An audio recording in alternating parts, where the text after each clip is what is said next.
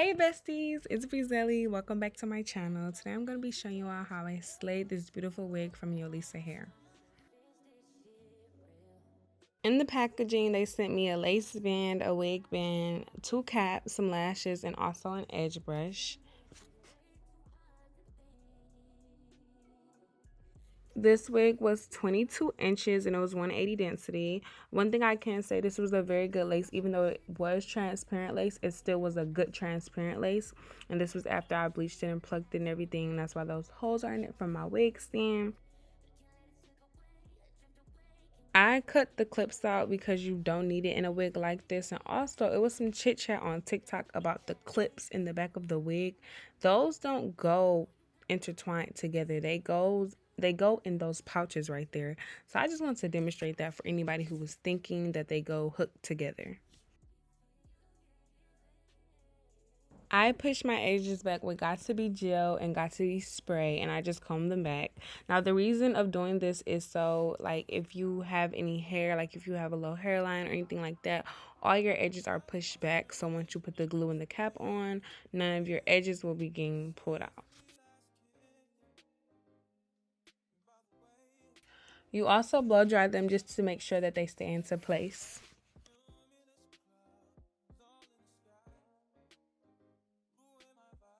So for the ball cap method, companies have been sending me these invisible wig caps. And if you're watching this, I love these wig caps. Please send more. They make the ball cap method so much more easier because it's already invisible, so you don't have to do that much work. I use boldhold lace glue for the cap. And I want to say that you don't need a whole bunch of layers of this. You only need one or two. And if you don't like using a lot of glue at all, you can really just do one good amount layer because it's just a cap and you don't need that much glue. You can also use a Got To Be spray or a lace spray to hold your cap down. I decided to use boho lace glue because I feel like it's more neat. Now, when you are applying the glue onto the cap, do not push the glue up onto your hair. You want to just like smooth it out into the cap. You don't really want to push it up into your edges and your braids. That is how you get glue in your hair, and then some of your edges may come out.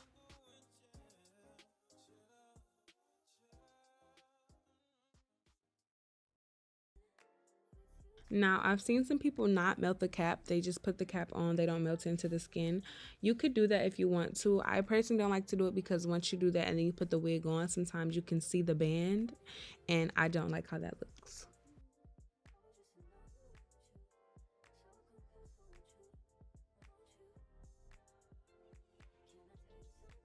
For color on the cap, I use the Ruby Kisses Cream Foundation. I also use a little bit of powder foundation from my personal makeup collection. And I think it worked out beautiful. And then I also went in with some lace tint spray just for the back because I did not feel like putting makeup all over the cap. After you do all of those things, you want to grab your blow dryer and blow dry it for a little bit because you want to make sure that you do not have a soggy cap and that this cap is really dry because now you are getting ready to cut it. Shears are one of my products that I will always say is a must have. You gotta have you some shears. They cut so good, like they cut like almost like a razor, and they do very sharp cuts. So I love shears for that. These are the Annies.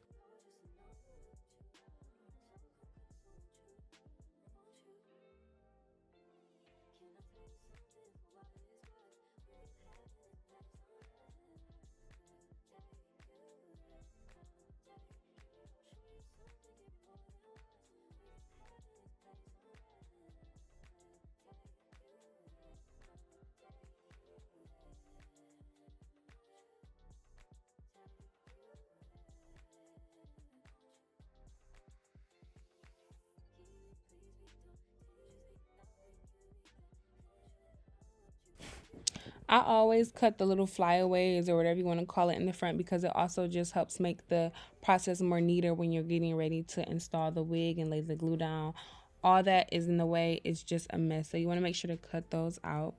And I also go in the back and cut my cap, just in case I do a lifting up, you still won't see a cornrow pop out. So you want to make sure to tie that up and stuff the tie into the cap.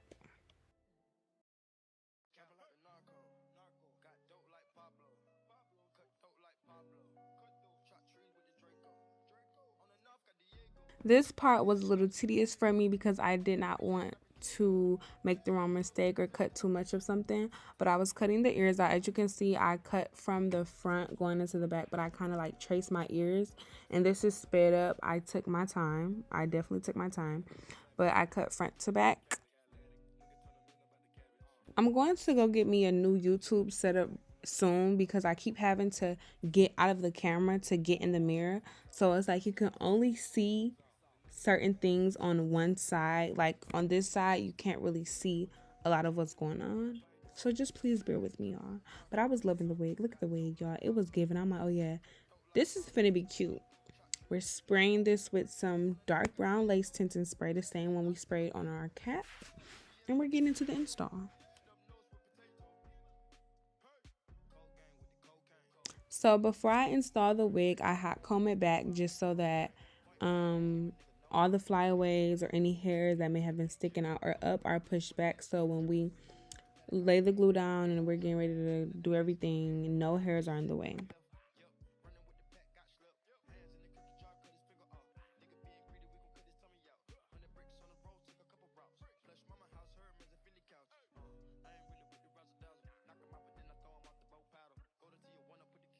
I also used boldhold lace glue for the install. Now the mistake I made was that the glue was really sloppy, meaning that I still had half the lace that was supposed to be getting cut off on my forehead. So just make sure that you're doing thinner layers than what I did, not as thick. And when you're smoothing it out, you're not smoothing it all over your forehead. These popsicle sticks, because that's what I call them, but the clean ones, not like used popsicle sticks or anything. These are, you definitely need to add them to your collection. They work way neater than like if you were using a back of an eyebrow razor or anything of that sort. I definitely recommend this instead of anything else.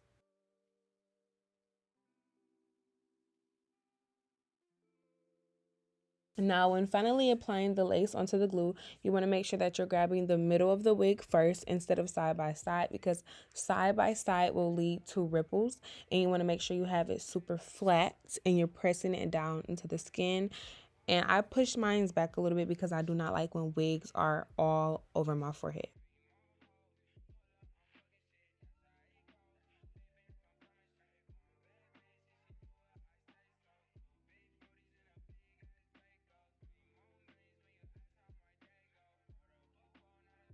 I spray even lace spray on it, but you want to make sure right after you spray the even lace spray on it, you're either blow drying it or putting the wig band on, because the liquid and the glue kind of like don't mix unless it's dry. Y'all see how I used a lot? Just, I don't know why I was being so heavy handed. You only have to use a little bit of lace spray and just dab it in with your fingers, just a little bit on every little side, and just dab it in with your finger. After you blow dry that, you're going to make sure you can either regular comb it, but you have to comb it back just to make sure you're getting any of that gunk or those hard built up product. You want to make sure you're just combing that back, because now you're getting ready to put the lace band on, and you want to make sure when you're putting that band on, you're locking in everything just right. The key to a transparent lace is that lace band. Just because it's a super thick lace, you want to keep that lace band on there a little bit longer because you want to make sure it melts. Mine was super tight, okay? My ears was really feeling like they was gonna fall off. But you want to make sure that you have that lace band on there a little bit extra more than you would if it was HD lace. I couldn't even take my lace band off properly because it was on so tight. Please don't be like me. Please don't tie your band that tight. Look at that knot that was in there. Like, I couldn't even get that out. So now we're getting ready to cut the lace. What I will say is I cut into sections at first, and then I go across and I cut all the sections. So as you can see what I was talking about before, you can see how a lot of the lace is still glued onto my forehead. So that ended up being a mess that I had to clean up, but it did not mess up the install that bad. But just to make sure when you're applying that glue, it's super neat and the layers aren't as thick.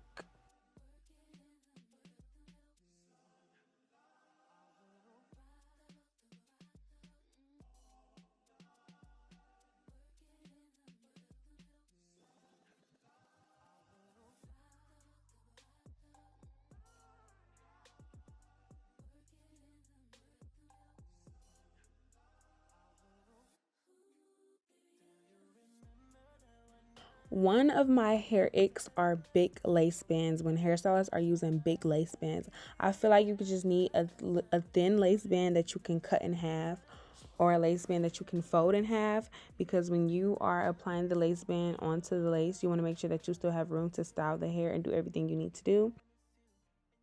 Right now, I'm cleaning up the excess glue with a little bit of alcohol, and then I also go in with a makeup wipe, so then my makeup end up being messed up, but that's okay because the hair is the bigger picture right now. So I'm just wiping all that excess glue that was all across my forehead, just so when we start doing the edges and all that other good stuff, that the glue does not interfere with the rest of the process. Y'all can see all those little particles. I also end up cutting those. And so, since you are using alcohol, you want to make sure you blow dry afterwards because alcohol eats at glue. And you do not want your lace to come out after you did all that hard work. Y'all look at the lace. It was not giving. But you know what? I said I'm gonna make this give. So I took a makeup wipe, wiped a little bit of extra whatever makeup off, because I just was like, maybe some of the makeup is like damaging the color of the lace, because the lace shouldn't have been that brown. So this was my first time doing a side part on a frontal, y'all. It's almost been a year since I started doing my own hair, and I've grown so much, and I've had so many hair companies reaching out to me, and I'm just so happy. Like, this is all just very good. That's why when y'all be watching these videos, I'll be telling y'all what I be messing up doing, because we're all beginners here. At least I know I am. And I'm just getting better, and I want to get better with y'all. So today I said, let's switch it up. Let's get a girl's side part action. One thing I have learned about a side part on a frontal wig, when you're doing a side part, you have to do like a complete C, the alphabet in the hair, because you want to make sure that when you're getting ready to do your edges, that you can swoop the edges right. So in order to do that, you have to curve the parts.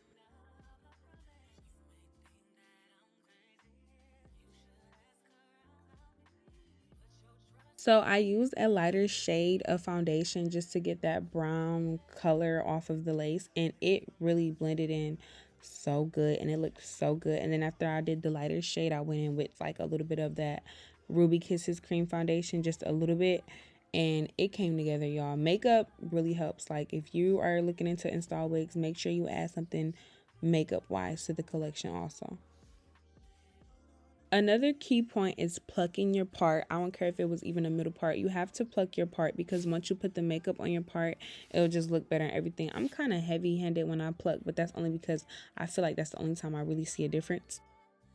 Hot combing each section of the hair up into your part is also another key point, because that is how the hair looks extremely flat. When you go in and you make parts and you hot comb, go in, make a part and hot comb, that is how you get the hair really super flat, especially if the hair is super thick. That is what's going to get your hair super flat.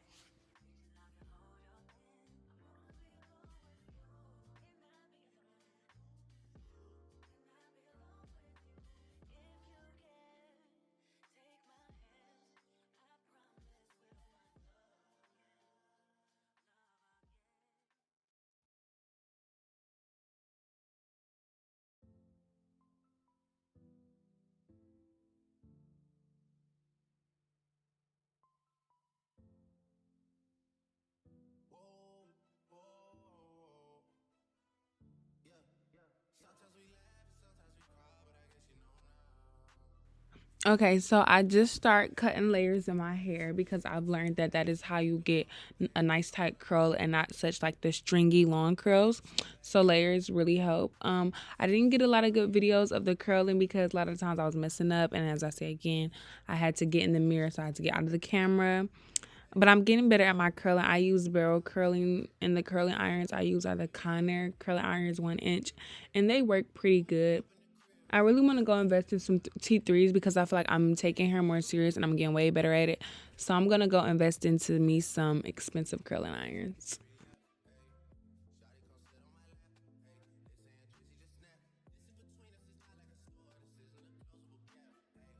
Okay, two things. Because I like loose curls, and also because I am impatient, I don't really curl in sections unless I'm doing a client's hair. I kind of just curl all over the place and like pick up little curls here and there, because I like to free curl. I don't like doing it so neat. I feel like that takes longer. Any section I see, I'm grabbing it and I'm curling it. That's just how I do it. And basically, I like to just circle around the curling iron, clamp it a few times to make sure the curl really sets. I count 20 seconds before I let it go. And you want to hold the curl before you let it go completely. One thing I do that a lot of others might not do is I brush my curls out super quick. I don't really let them sit in. I don't clip them together. I like loose curlings. So I don't have a problem with brushing my curls out as soon as I do them.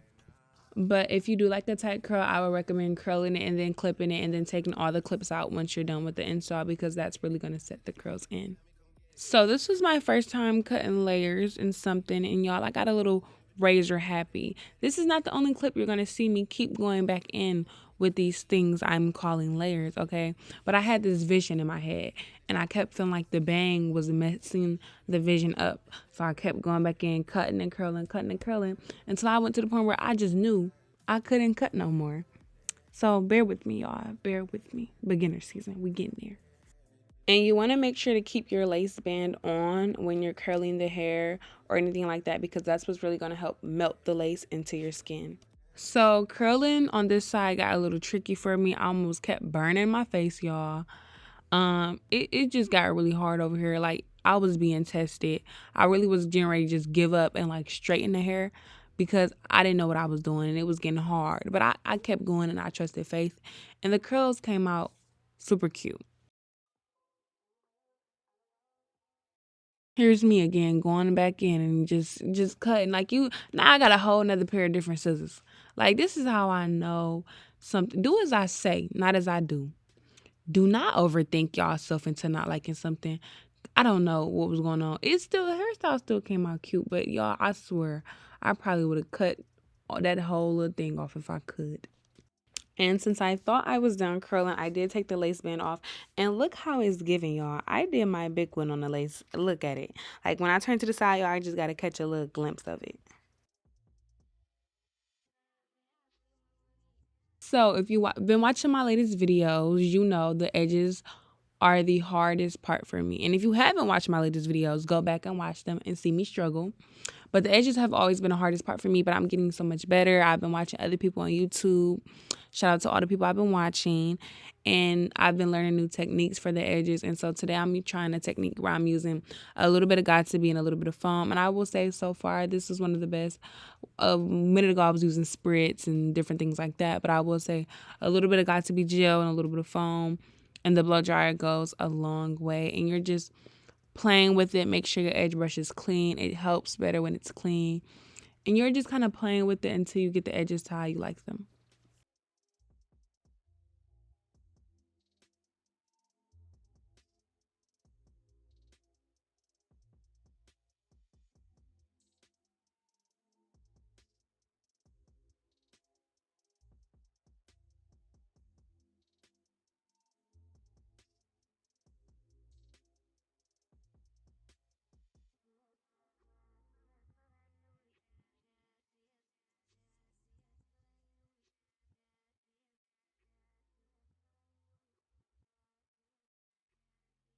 I couldn't get a really angle of both of my side edges because, as again I say, the mirror and the lighting and everything, it just was too much. But I did do my side edges. I had one edges like on each side by the ear. One side came out really cute.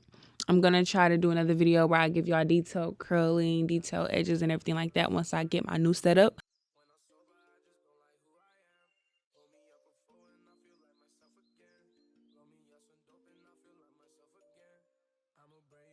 Now, putting makeup on the part really helps it to stand out. So in the middle of doing the edges, I'm like, oh, I need the makeup because maybe that'll help me like know what to do or draw out the edges more. And I will say it definitely helped.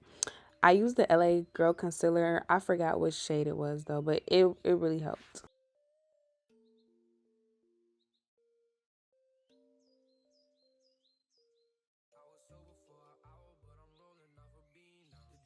Another thing I forgot to mention is when you do curl your hair, you want to make sure you're putting heat protector on it because heat protector just helps it. And sometimes you can flat iron before you curl. I flat iron before I curl because I just feel like it helps it better, like not to be as nappy and as tangling when I'm curling the hair.